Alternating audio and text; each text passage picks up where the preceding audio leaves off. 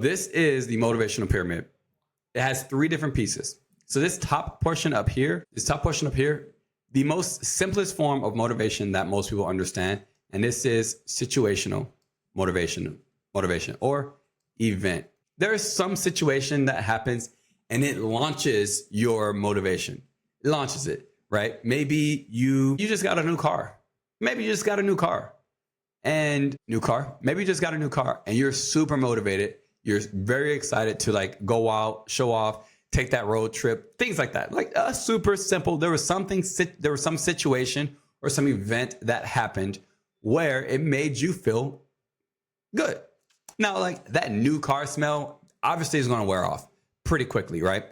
That's why this situational or event is the smallest part of the pyramid. And it happens most frequently. That's why it's also at the top as well. But then we have got our next level of motivation, which is inspirational motivation. There is something that happened that is inspirational to you. Maybe you got the chance to work with a coach, and your coach told you, "Hey, you got this. You can do it. You're going to be able to do this, and this." And they gave you 5 things to go and do and take action. And you're motivated. You're going to go take action. This motivation lasts a lot longer, much longer than situational. Why? Because you got actionable steps. You got things you can actually do. And now you're excited. Now you're excited. Now you know what you're going to go out and do. You're going to do amazing things. And when you accomplish one of those tasks, one of those steps, it makes you feel good again. And so it allows you to continue building on that motivation. Now, eventually, you're going to accomplish that task, that goal, that achievement or whatever. And that motivation is going to kind of die down. But this is a bit less frequent than situation or event. But it is much more potent. It lasts and burns a lot longer. And it feels so very good. And then we've got our last level of motivation, which is this big one down here. This here is our perspective shift. This is our perspective shift level of motivation.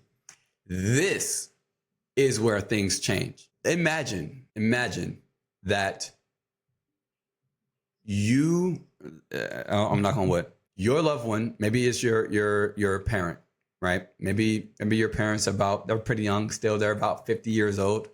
Maybe you and your family are about to have your first child, and your parent passes away due to living an unhealthy life. Due to them living an unhealthy life, they will not be able to meet their grandchild.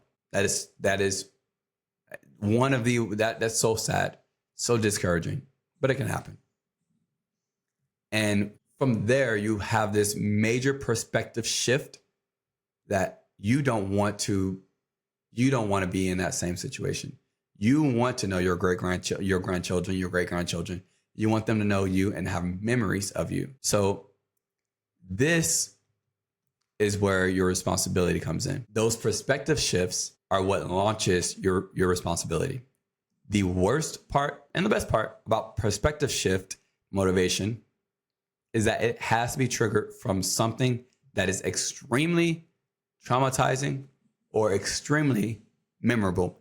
Nothing low, nothing small. It has to be something that is a major transformation in your thinking. Something that can cause that. So something as traumatic as your parent not being able to be here for your child. Something massive like that, or something even amazing, right? But that's what creates that responsibility level. Now, obviously, we don't want the only way for you to identify your responsibility is through some bad perspective shift.